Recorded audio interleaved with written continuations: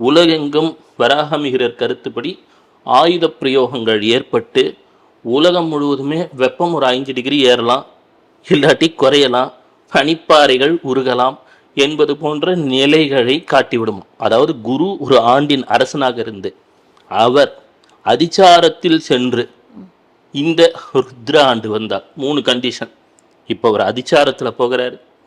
பருவநிலை மாற்றங்கள், மிக பெரும் பருவநிலை மாற்றங்கள் வருவதற்கான வாய்ப்பு உண்டு. அப்போ மக்கள் எதில் முக்கியத்துவம் செலுத்தணும்? விவசாயத்தில் முக்கியத்துவம் செலுத்த வேண்டும். உடல் நலனிலே சொல்கிறார்.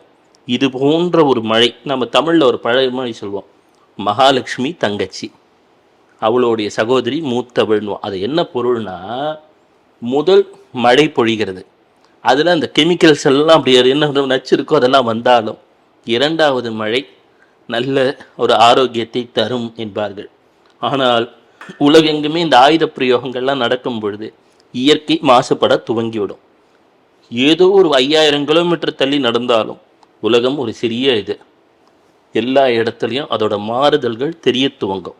எனவே மக்கள் உடல் நலனிலே இந்த ஆண்டின் இறுதியில் சற்று கூடுதல் கவனம் தேவைப்படலாம். வெளியில் போகிறோம், ஒரு மாஸ்க் போட்டுக்கலாம், ஒரு க்ளவுஸ் போட்டுக்கலாம், வீட்டுக்கு வந்தால் கை கால் வாஷ் பண்ணிக்கலாம். ஒரு சிறிய உடல்நிலை பிரச்சனைனாலும் உடனே மருத்துவரை அணுகலாம்.